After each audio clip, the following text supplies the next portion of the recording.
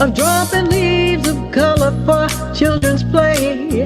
Then comes winter dressed in snowy white flakes, and it's time for a holiday as we gather round the table and say, let's do it the family way and count our blessings as we serve plates. Good music's streaming all around, the children laughing way out loud. Yes, this is a holiday. Yes, this makes a holiday. I'm gonna.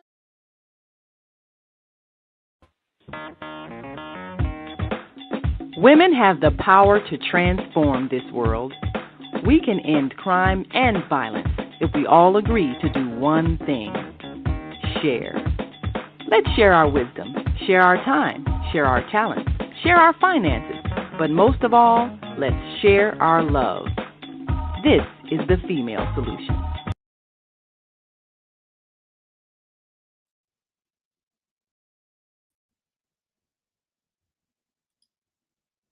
Good morning.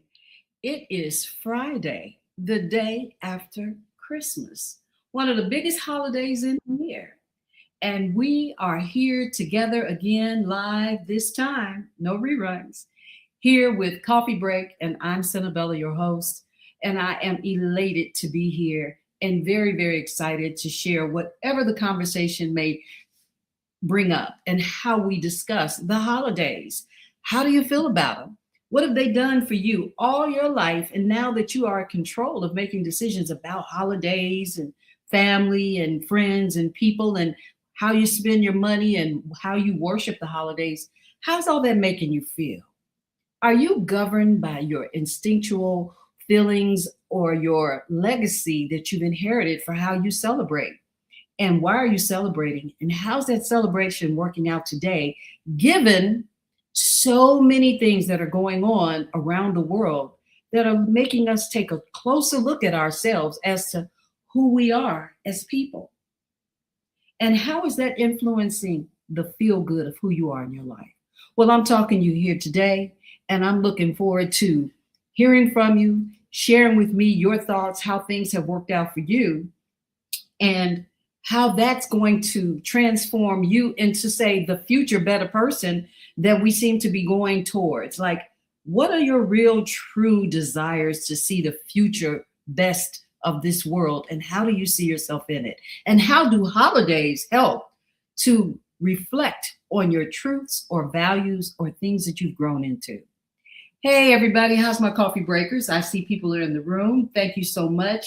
Don't forget to comment and post, because I'm going to be listening to everything you have to say. Everything. So those things that you say are the things that I want to discuss. For me, and I'm just going to get into it as we go through it, the holidays have always been kind of difficult because I came from a really, really large family.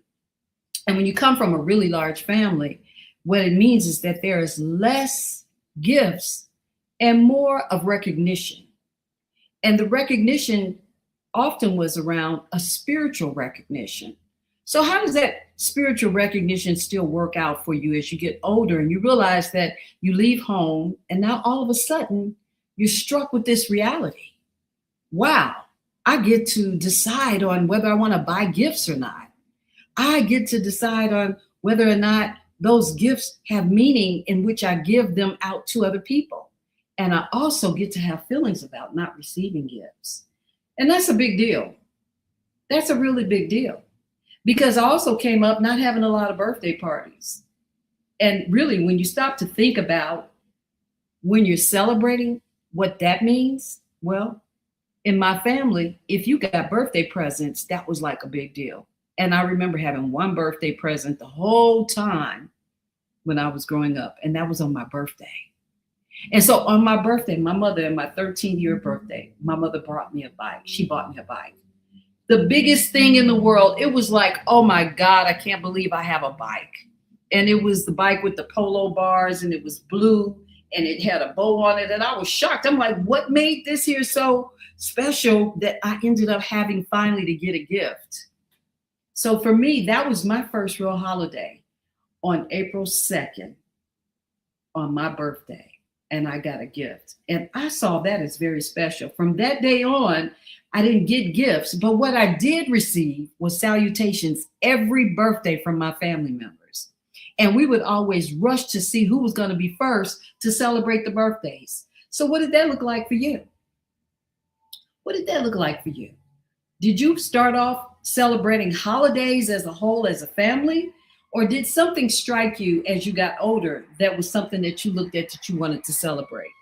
And how do spiritual holidays differ from celebrations of holidays just because they're on the calendar? Now, look, I'm ready to talk about it all, and I'm ready to take your questions, and I'm ready to have you to give me the opportunity to respond, and for us all to respond here. Now, I need you to text, I need you to like, I need you to follow, I need you to subscribe, I need you to do all of that. And if you're ready, I'm ready. But at the end of this here 1 hour, we're here. We're going to learn more about holidays and how they make us feel.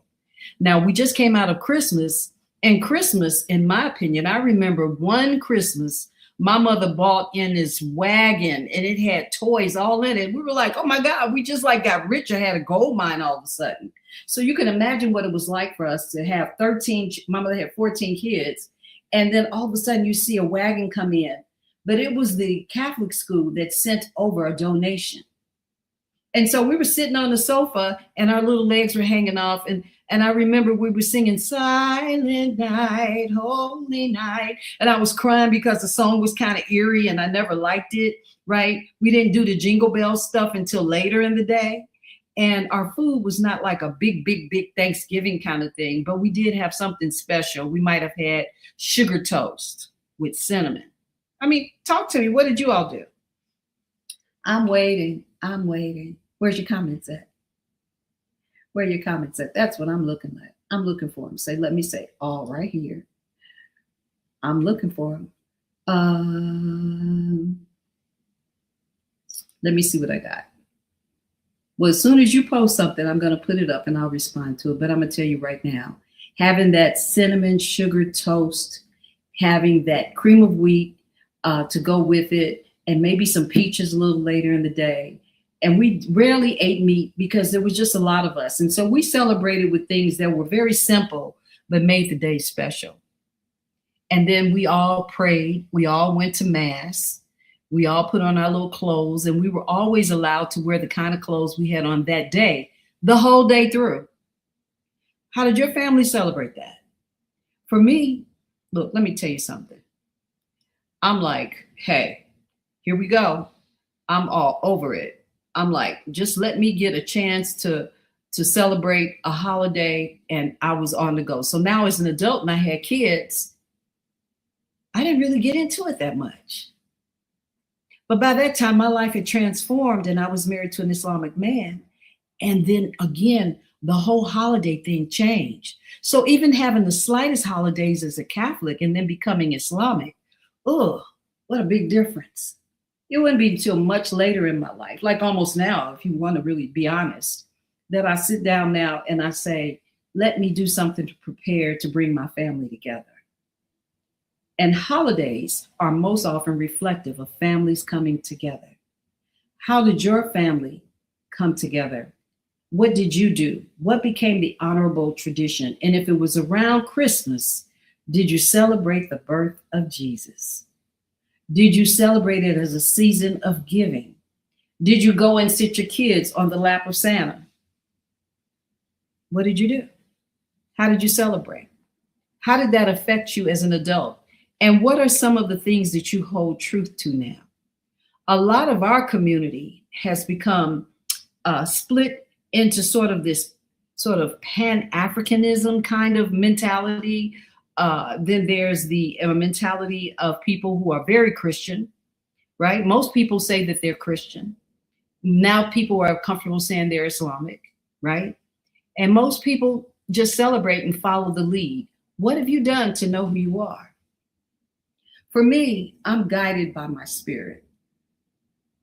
And because I'm guided by my spirit, it also has helped me to become more intuitive.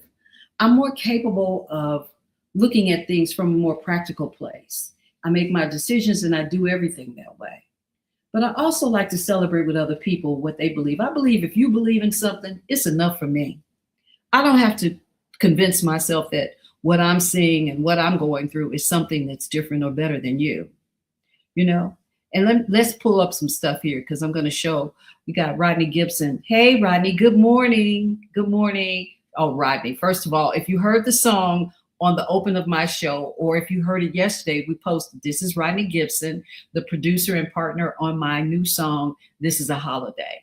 And even in that, and we'll go to it and reflect on the way I wrote it, talking about holidays, you'll hear the presence or the absence of something. So Rodney says, my aunt came over from Cleveland and made French toast on Christmas morning. And my sisters and I would help me, my great aunt, make fruitcake nights before Thanksgiving. Let me tell you something. When a fruitcake came from the church, we didn't eat it. We wasn't having that. My mother's like, eat this. And we looked at it and looked, that does not look delicious. You know, we weren't having it, Rodney. I don't know. Did you eat the fruitcake, Rodney? Did you enjoy that? Then we have Lawrence Limois. Hey, Lawrence, brother Lawrence. You know, this is we two peas in a pod. We do a lot of the same things, think a lot of the same things. Oftentimes when I'm writing, he's already written it.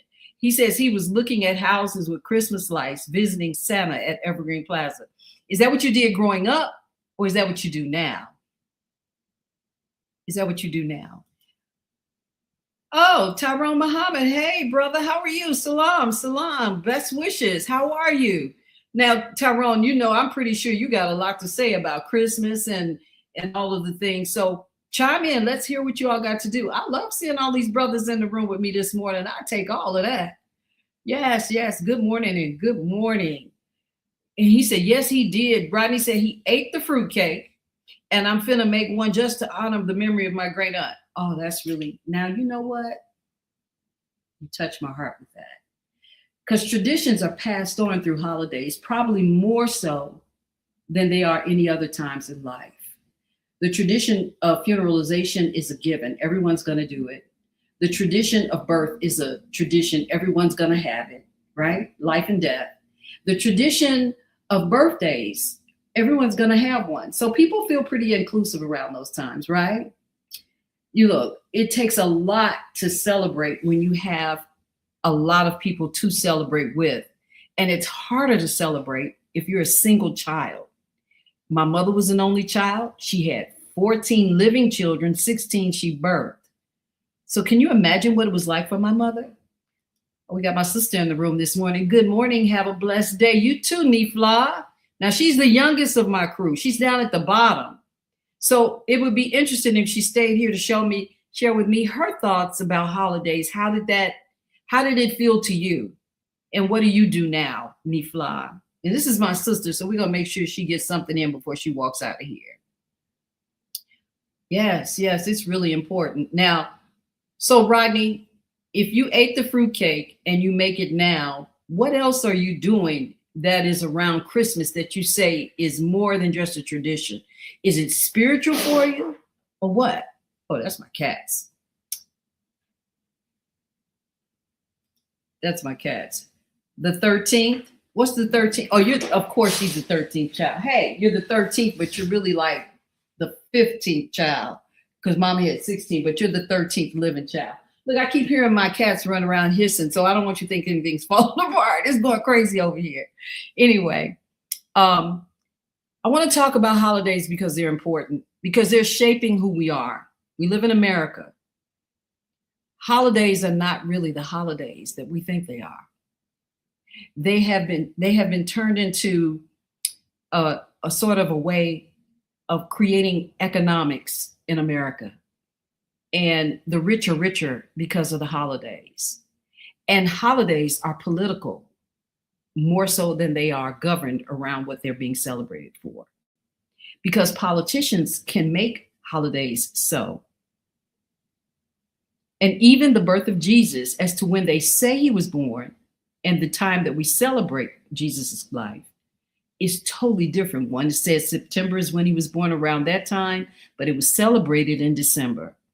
So let's hear about it. Lawrence, I'm sure you got something. Oh, wait a minute. Lawrence is saying he said the fruitcake was more of a doorstop. For real, right? Like we got rid of look, no fruitcakes for us. We were not feeling those fruit. They didn't look right. So maybe, now you know what? I think people put rum in their fruitcake.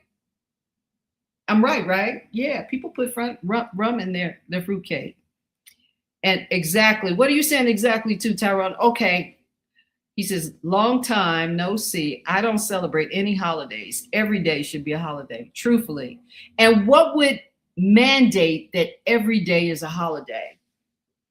I would say that if we're looking at ourselves as human beings and we hold in esteem every human being's right to humanity, then we could celebrate each and every person and everything every day. I have a brother who passed and he said, Senabella, you should dress up and look good every day, no matter where you are, what time of day. My brother wore the best clothes every day. He celebrated looking great every day because he loved it. And that's something that I really enjoy when I see people who really just are into what they truly stand for, and they bring something to the table that make people take a look at them and want to mimic what they see.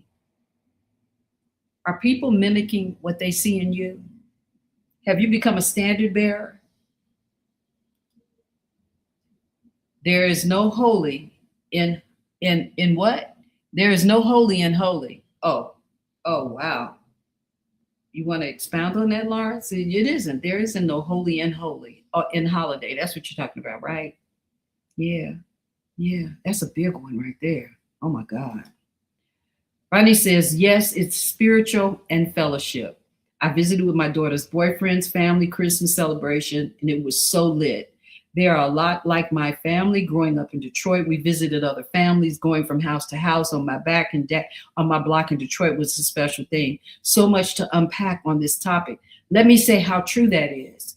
Because we African American people, because we didn't have a lot of, say, disposable income, we truly did more things that were reflective of coming together as family and eating a meal together, because we couldn't afford like a lot of toys and presents and what have you. But we really knew our neighbors and we celebrated with our neighbors. We could hear the music and smell the food and be a part of it. And it lifted our spirits. It gave us a sense of community. And I want to expound on that for a minute, because where I live now is a multi-unit building. And not having really lived in a multi-unit building except for one time before moving here, which only had one neighbor next door to me. And it was like 100 and something apartments, and there was only 2 people per floor. But here, there's 20 people per floor. And because it's a mixed median income, and it's a beautiful place, no doubt, but mixed median income, that means you get to see every kind of person get up and go to work in the morning. Every kind of mother and father take their kids to the bus, go downstairs and leave 5, 6, and 7 in the morning. Because of where I sit, I can see it all.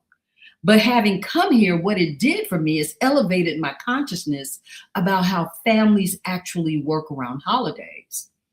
You would think that people who are struggling would do less holidaying, but they do more. And I promise you, because I wasn't really into holidays like that, when I got here, I found myself on Easter by myself, on the 4th of July by myself, on Memorial Day by myself. They got up and got out of here, and they went to the parks, and they went to out of town, like you're saying, Robbie, and they celebrated with their friends. I'm like, oh, hell, what's wrong with me? How am I so lost in this equation? Because it isn't about the income. For African Americans, and say most people who celebrate, it's about coming together as family. So I guess, Lawrence, that's the holy in it, right?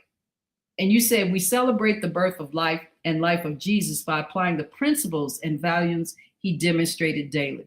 I agree. And every religious denomination or every spirit thought should be governed around applying principles of human morality.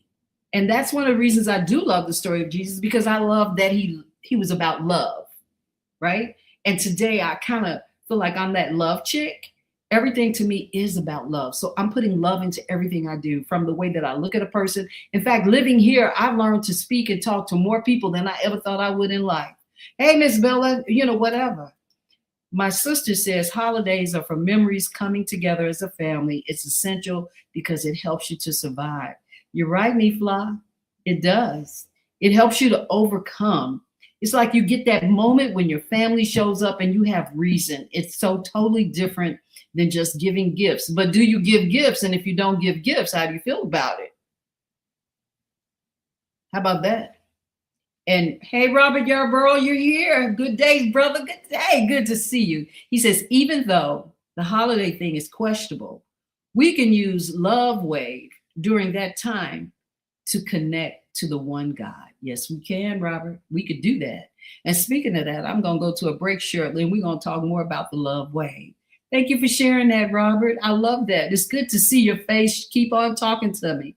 Nifla says she's creating tradition. That tradition, how often does it allow you to stretch that out over the rest of the year? If you're good at celebrating one holiday, does it become 12 months of the year? And how is it reflective in how you treat one another and hold each other in esteem? Because another thing that I'm kind of concerned about is that people talk about buying presents, but when it's time to be a present to a person, not that.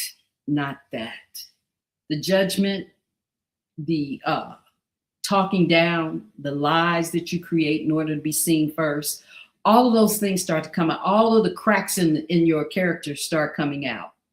Yep.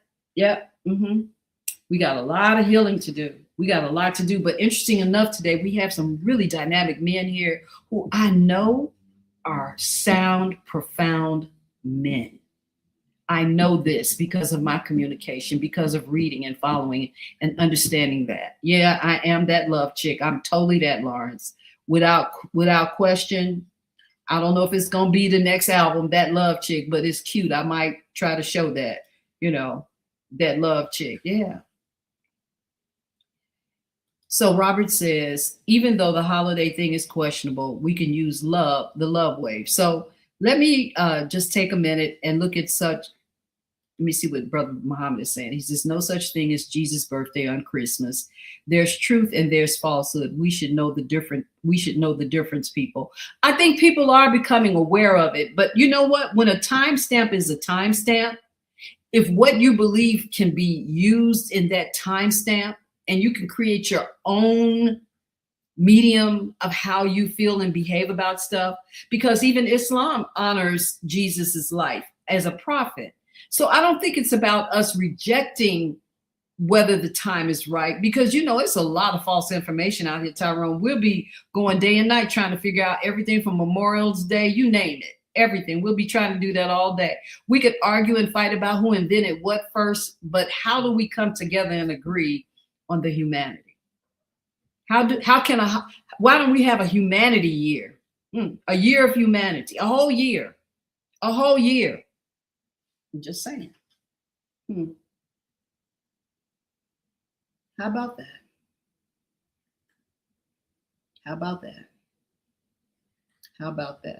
I'm just saying we need to get down to what makes sense, do that thing, and not forget. I'm going to take a break real quick. I'm going to come right back, and I want you to stay with me. And you know what? I'm going to give you something to think about. Talk about the love wave. Let's talk about the life wave. I'll be right back. I'm Senabella here with Coffee Break.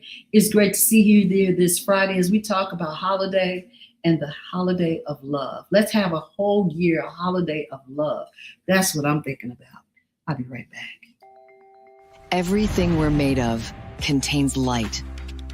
From the sun that feeds our world to the energy that flows within us. With LifeWave X39, we've found a way to put that light to work. With X39, we achieved something remarkable in the field of wellness and science that others could not. By utilizing LifeWave's unique patented technology, X39 uses light to elevate GHK-Cu, a copper peptide known to support overall health and wellness. Unlike traditional light therapy, X39 uses the body's own infrared light to naturally increase vitality. By gently stimulating the skin with light, our non-invasive, non-transdermal X39 patches help you conquer your active lifestyle and pave a new way to vibrant health. And we're back. We're back. Yes, we've got to think about who we are as we go forward. I'd like to think of myself, everyone, as a person who can live to at least 150 years old. I ain't lying. I think about it every day. So now when I have an ache or if I feel like I'm tired, I ask myself, well, what have I done to feel so tired? What have I not done? Or what have I done so much that I haven't paid attention to give my body rest? I want to celebrate. I want to continue to have the activity that I have now. But I also want to live to be 150. I wanted to live to be here during this time of change when there was whatever the world was going to change into. But I want to be it with, I want to be on my legs, on my feet. I want to feel mind, body, and soul, that I'm in rhythm with this planet, that I'm doing all I can to help to sensitize, to be sensitive to rather, and to help to push forward the spirit of love and goodness. Everything I do, from the writing that I have, from the way that I carry myself, the way that I engage with people, I'm thinking about the future. I'm not thinking about just now. And I'm hoping and praying in my meditation, in my time that I take, and I walk through the day thinking, I'm carrying myself with the idea of the future. So I want to share something with you. I have a very dear friend. Her name is Cherie Smith. And she decided to bring me into her home the day before Christmas. Now, she and I have known each other for a very long time, but somehow over the last year, we've just become lock friends. One thing I never have is an expectation of a person. But this sister, every time I see Cherie, she says, come over, have some lunch, come have dinner. And through her, I've learned more about the engagement of being with a Jew woman. Oh, she says, I'm Jew, I'm not Jewish. And the reason why it was important to me is because I never really thought about it at all, to be honest. But as I become more enlightened and aware of who I am, I realize I need to care about who other people are and what they're doing and what they're thinking and why that might be important on my track in life. There's more to it. And so over this period, I've done everything, and we've gone back and forth and out and everything. And she's introduced me to so many dynamic things. Her conversation is broad. She's a former school teacher. She taught art, and she did it for 26 years in the Chicago public school system. Her home is a museum. So whenever there, I'm just in awe of all the art, and it's nothing like you can even imagine. But she decided the day before Christmas this year that Senabella was on her list of doing something. And she didn't say she celebrated Christmas, she celebrated the holiday. She gave me this. And I was like floored. I'm thinking to myself, did she read my diary or something? And did she know I wanted this? Then she said, close your eyes. Like, okay. And she gave me this. And I'm thinking, oh, she's just being cultural with me, right? That's what I was thinking. And then she kept making me put them down a certain kind of way in a formation. Then she gave me this one. And I'm like, what is this all about? Why is she giving me all of this African art? But it's so amazing. And what's really most amazing about it is that in my house, when I visited Kenya, I came back with Ashanti artwork, but she gave these to me. And it meant so much because we're in the spirit of talking about consciousness, human awareness. She was tapping into me and the things that she saw around me and the things that she heard me talk about to decide how she wanted to provide a gift to me. Now, let me tell you why that's so important. Because that when we decide we want to know people, what they know, what they care about becomes important to us. So when I'm in a holiday, I'm thinking about the people I'm entertaining more than myself. But I'm also thinking about for myself how much they're going to pour into me if they eat my food, if they're around me. What am I providing for them? What is my gift to them? So Vietta Robinson is here. Good morning, Vietta. It's good to see your face. It's good to see your words, rather. Once I learned that Jesus' name was Joshua and he was born in September, I refused to celebrate the lies and started focusing on the love of our spiritual journey. She says, let us evolve. Now, I don't know if you heard me earlier, but that was exactly what I said. I focus on the love and being evolved. And I think that is so dynamic to hear that. And then Brother Robert said, look, be the example. So if we're going to be an example, we don't have to just be an example to our family. We have to be an example to ourselves first.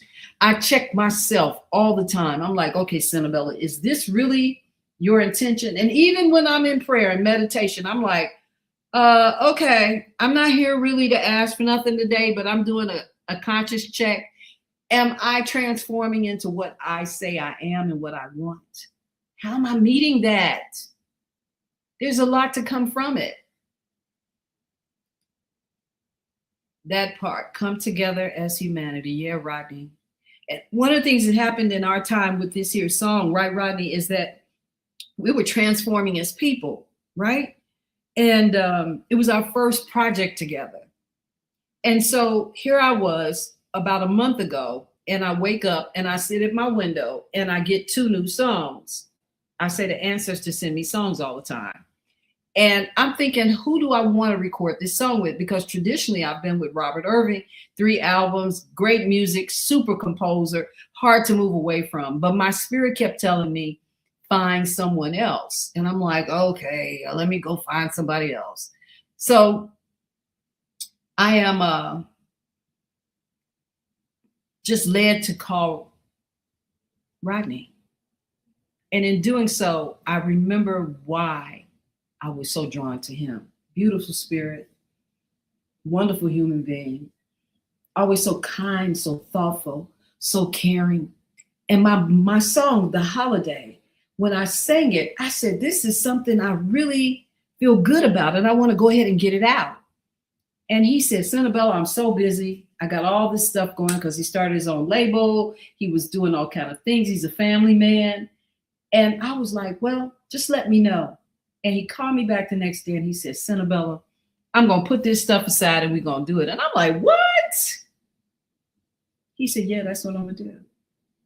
I said, okay. I said, well, what are we going to do to get started? Because I knew what I always did. I didn't know what his beat was. But he let me perform the way I wanted. And I came into his space and I sang the song. And that's beautiful song that you heard. I'm going to play it now while we're here, since we're talking about it. Just one more, just a little bit. This ain't the commercial, y'all. This is just me trying to give Rodney some props. Y'all can go ahead and say thank you and all that as you hear it.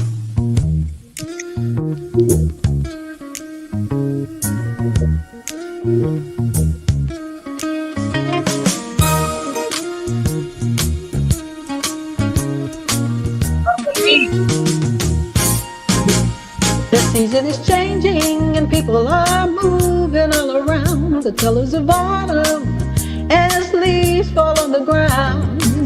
I'm gonna miss those sunny days.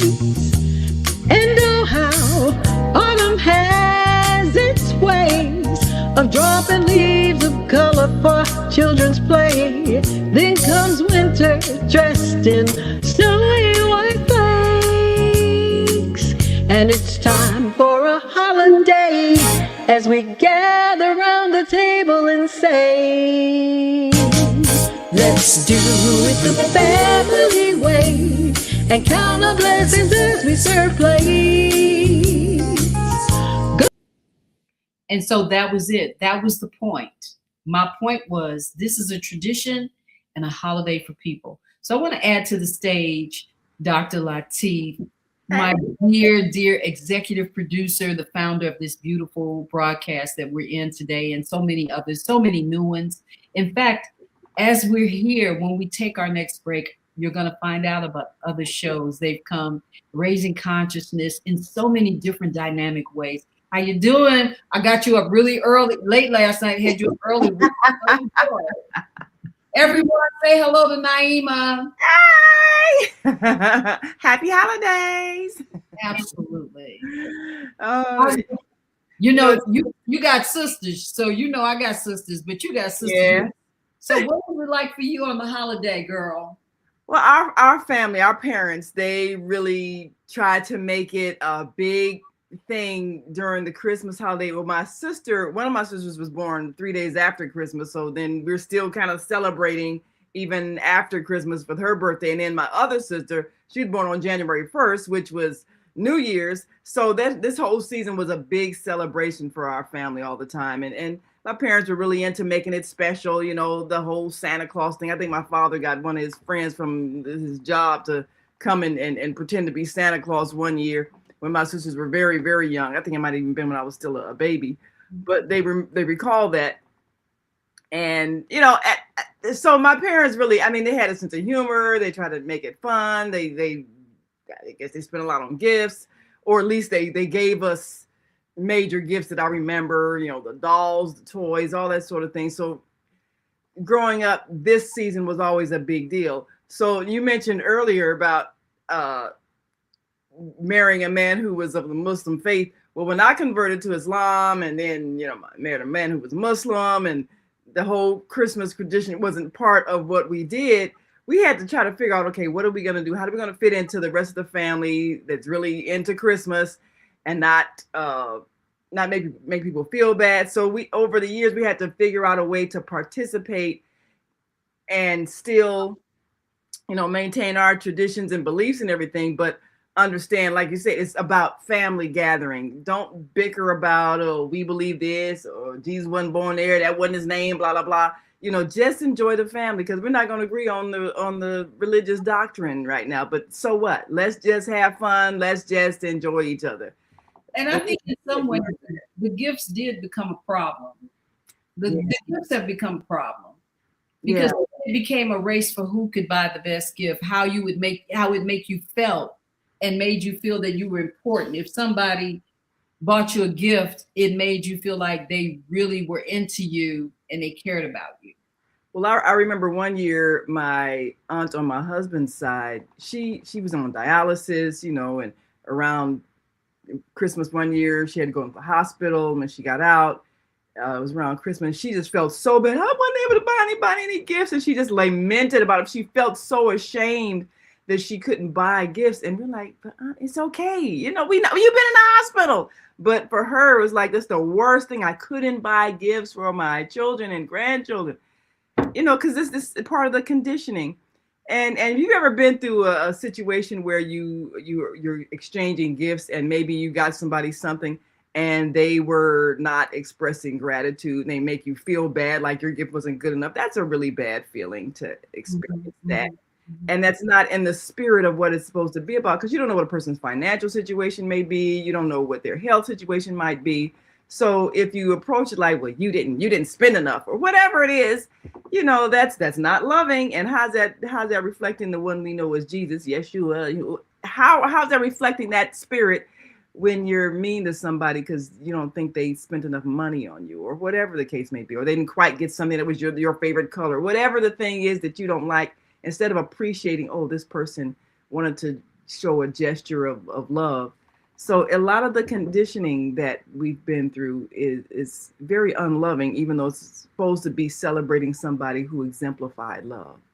Right. But then the thing that gets so mixed up with Christmas is that you got Rudolph the Red-Nosed Reindeer, but well, no, you had Santa Claus. But no, you had Jesus.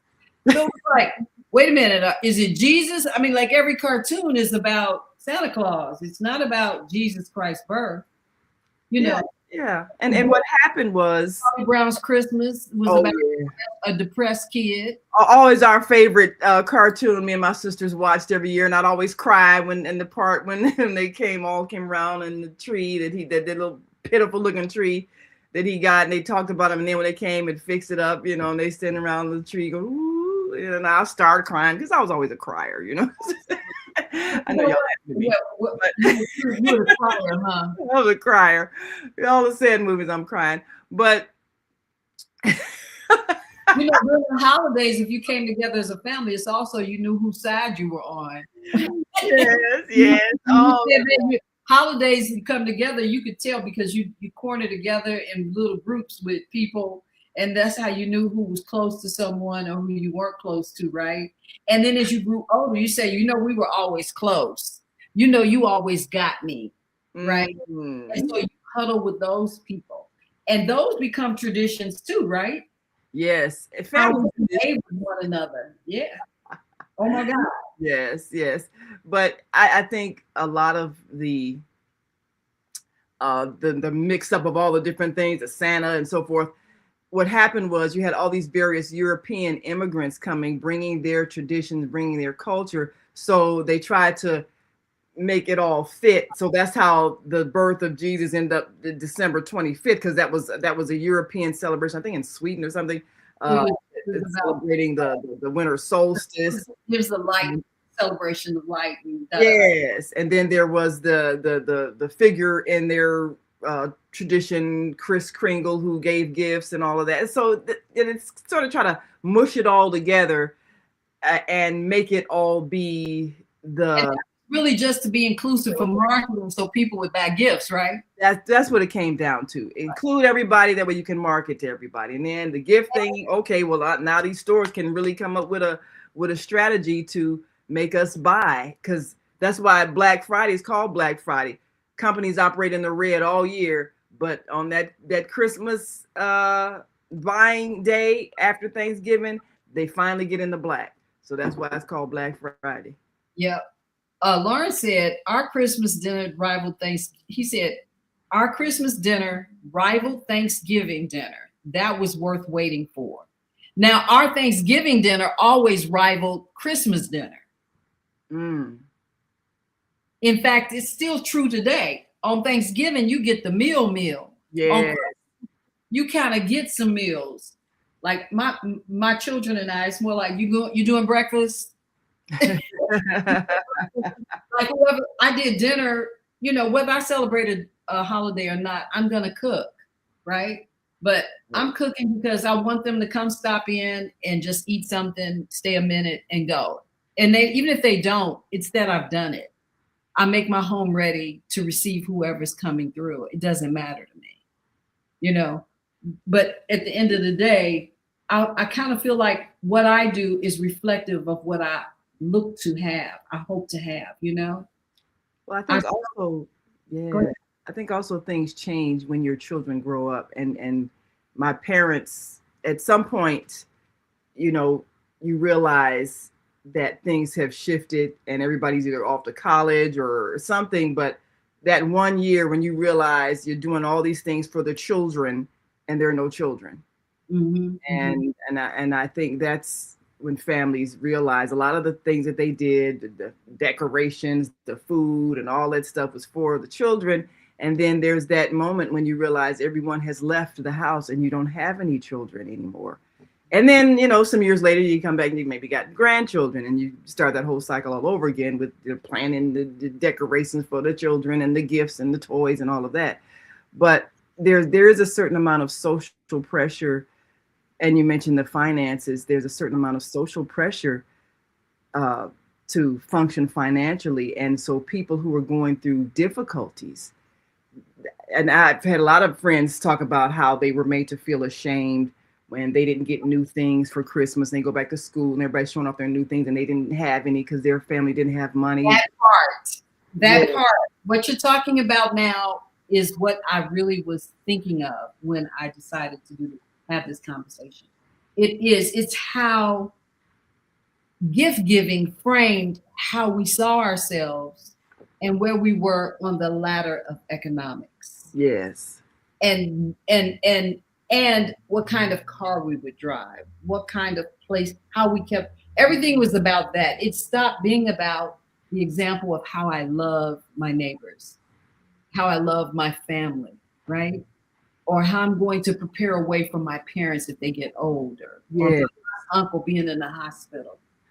Gifting has corrupted the essence of love. I'm just going to say it. We all need to take a gift break.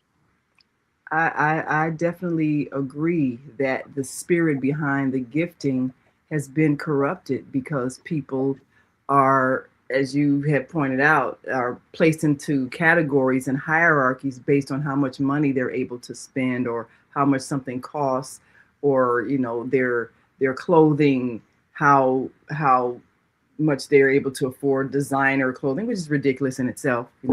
But we've been conditioned, and so our giving is not based on us desiring the well-being of a person, or us thinking about something that they need that we can give them and make their life easier. It's based on status.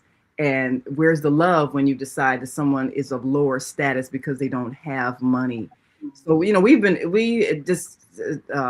we're on part 2 of a 6-part series we're doing every second and fourth Wednesday evening, called Service, and we're actually introducing a whole new economic system for those who have friends and family who are able to function in a way where there's love and trust, and you can live according to exchanging things, so that you're spending less money, but you're actually getting what you need.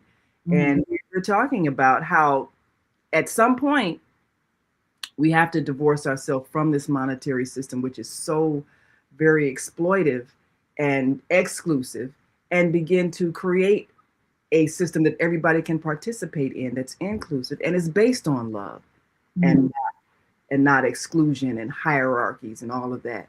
And we can easily do that. Well, I'm going to say one of the things that I'm challenged with, but that I really enjoy now, is seeing what kind of promotions are around me.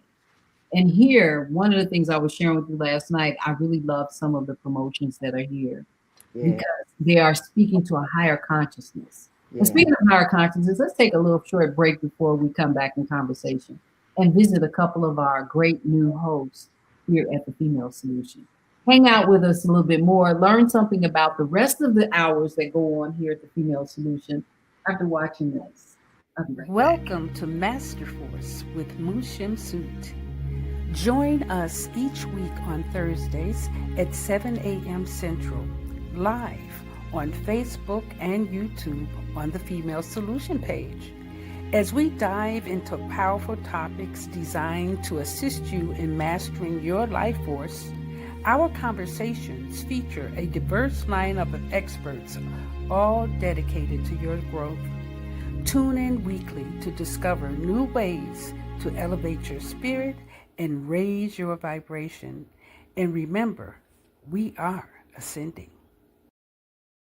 Leaders of nonprofits empowering worlds. Let's go. And I would like to just say that higher consciousness is important. It is, in fact, every human being that I listen to, talk with, or become aware of, are all seeking some higher consciousness, even when they're still governed in this sort of little thin frame of how they see humanity. They're trying to find their highest selves, right? What is my highest self? How can I be at the peak of the best of me? Even if it's for my whiteism or my blackism or my Latinism, or whatever that is, people are really trying to find that source so that they can become the best human being, prepared for whatever line they're going to fit in. Yes. People are really trying to find it. Like, I don't know if I should divorce this whole white thing. I don't know if I should divorce this whole black thing. I don't know if I want to be in the Asian thing, but I want to be a human thing.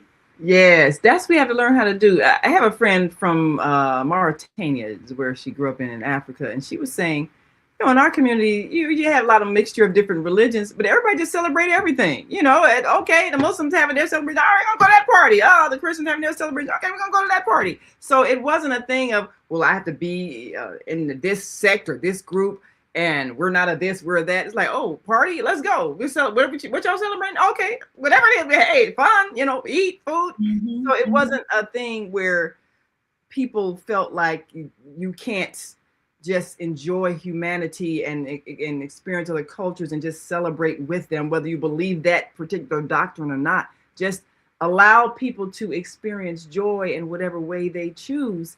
That's what we have to get to, because this has been, the Kwanzaa situation. We're going to go to Kwanzaa season, and I know with all of that, it's a joy thing, like you said. It's a joy thing, but some Black people feeling like, well, we shouldn't be celebrating Christmas, we should be doing Kwanzaa, and make you feel bad if you're into Christmas. Or some Muslims, there's a Muslim convention this weekend. I'll be going to that when I leave here. And some Muslims like, well, this Christmas is not our holiday. We should have our Eid celebration. No, that's another whole thing. Okay, so what? Just celebrate everything because it's human. That also is a good point, because it's talking about the division, how religion or faith has separated people. Yes. We're talking about how money has separated people. Yes. With how money and faith have ruined families instead of putting it together to be cohesive.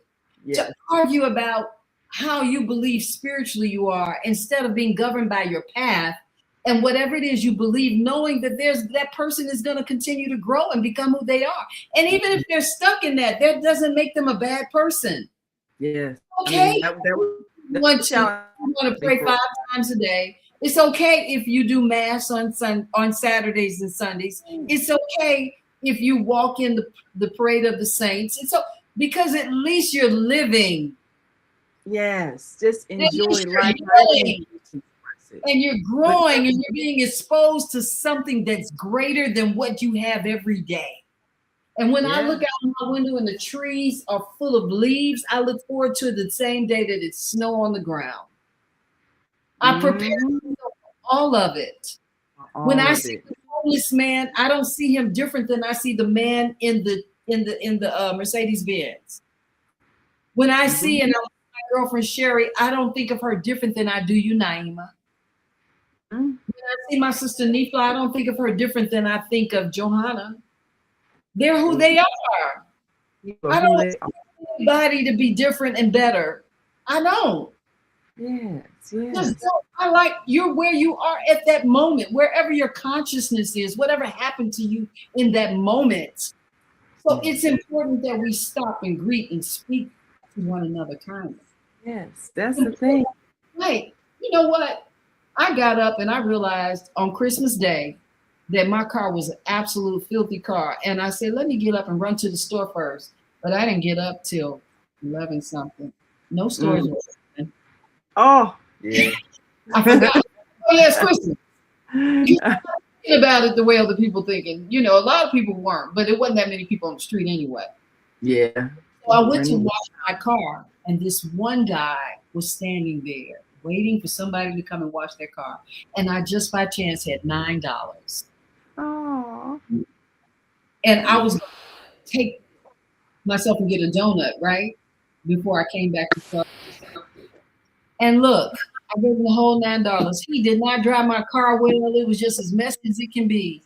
But I didn't give him the $9 for the drive. I realized I had the $9 to give to him. Oh, now that's the spirit. Because he might have been out there trying to raise some money so he could eat or feed his children, or no matter what his reason were, he was standing there.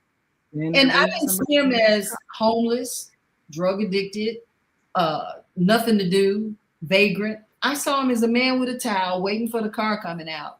And this must be his $9. He could be living in a better place than me. He might have got up and left and got into a car better than mine. I don't know. But I would have driven somebody's cars. I would do that job.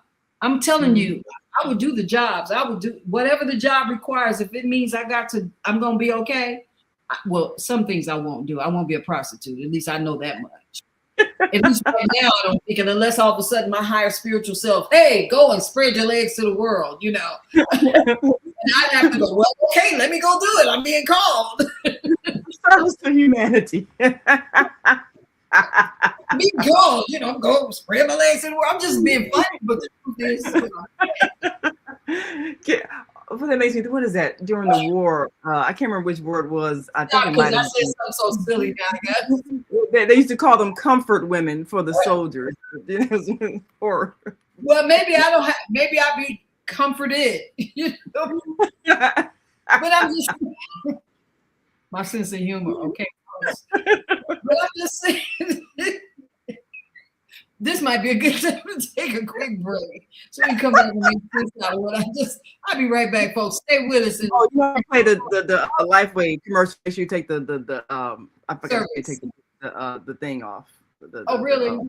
Yeah. The ticker at the bottom for the Lifeway commercial, because the contact information is at the bottom of that ad. What did you just ask me? Do it again. Yeah. So you have to take off. Everything we're made of contains light. From the sun that feeds our world to the energy that flows within us. With LifeWave X39, we've found a way to put that light to work. With X39, we achieved something remarkable in the field of wellness and science that others could not. By utilizing LifeWave's unique patented technology, X39 uses light to elevate GHK-Cu, a copper peptide known to support overall health and wellness. Unlike traditional light therapy, X39 uses the body's own infrared light to naturally increase vitality. By gently stimulating the skin with light, our non-invasive, non-transdermal X39 patches help you conquer your active lifestyle and pave a new way to vibrant health. There we go. Oh, you know I ain't been live in a minute. Stop that. You're right. And let me just say this. I am so grateful for anyone that takes the time to come here and support Coffee Break and to share their thoughts and to do what they do. I'm in my higher self, and I recognize people are in their higher selves when they honor you. And I want to say thank you to you because you are always in your higher self with me. And I think your calling is magnificent, and I'm glad to be a part of it. And you know what? I never know what boat I'm going to be on sometimes because I do get a calling. To do this, but hey, we got to answer the right? but it has been to just find my place in the world, my voice in the world, and to give what I think that will raise the higher consciousness of love and how it can reflect upon us in a way that's meaningful, and that the process of our days are lighter because we know we're in kind with other people. My son is here this morning. He says, another great show. He says, have a wonderful Christmas. Think about that. Yes. And speaking of voice, congratulations on your song. That is beautiful. Oh, you hear that? Yeah. Coming back in is to say, I'm here for the Let's Celebrate Everything situation. Yes, my dear brother. It is. And you know what? When we talk about connections, I spoke of Rodney, and then my son John is here. I have the most beautiful connection with my son John. I'm so blessed to have sons and daughters. It has taught me so much. And it was a while when they were growing up. I was like, you know what? I don't care about them. I'm not going to see them anymore. And here goes one of my cups that I got from Cherie too, Harriet Tubman. Oh, how nice. I put that in.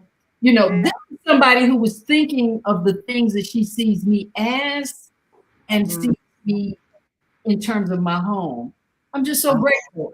I didn't expect a gift. I certainly, I took her gifts, but I didn't expect any. You know what I'm saying? And I love it that when we're human beings by right, human by right, our human rights are in place for us to become exalted, that we can grow, elevated, right? That we are challenged to always find something to be greater at. These days, I'm greater at so many things that I don't like. Like, I don't like trash, so wherever I see trash, I'm picking it up. I don't care what I have on. I'm that old lady that go down the street and pick up the trash. Yeah. I'm walking through trash. I don't care where it's at. I don't want it in front of my car, wherever I'm at. I don't care what side of town I'm on or whatever. Yeah, I'm also committed to the idea if I see someone needing something, I'm going to help them get in a car, walk through a door, whatever I can do. What I'm also elevated by is the idea that I'm not going to be led by fear, but why I see other people who are led by fear and won't even say hello. I'm elevated that my voice, my ideas, and the things that I feel inside of me are so fruitful that they can be used like a recipe when spirit meets spirit. I'm about to get on. I'm about to get on my box as we come out at the end of this show. And I want to give you a minute to talk about elevation. What are you elevated by? So I got to go because you're my boss at the same time. See? Oh, I'm a partner. That's how I get all of my wonderful right. You haven't been a boss. You have been an absolute great partner. I agree. So what is your elevation? What elevates you? The understanding that we truly are of the one mind of creation that we call God. We're all expressions of that one. And so everybody that I see is a part of me. And when I can give love to people, whether I know them or don't know them, and receive it back, that's my elevation. Thank you so much. Look, we didn't have enough time. I start off rambling and I end up getting to the point, as always we do. An hour is never enough. It's all the point. It's all the point. And when you feel like you're out of time, then that just makes people hungry for more and they can't wait to see you the next time. Right. So that's it. We need to have a little bit more than one day of a coffee break. But until we do, thank you for coming. Thank you for joining Coffee Break, the Female Solution Supported. Go to the Female Solution page on Facebook, on YouTube, and like, share, follow, and subscribe. And keep this activity going so we all can continue to grow and share our messages. And if you're interested in doing a show, this is sitting right here, Dr. Naima Latif. She'll take an email from you. She'll take a call and give a consideration to what your topic might be to help elevate. And it may be called the female solution, but we also need that male solution. So join us here. Take care. God bless. Godspeed, everyone.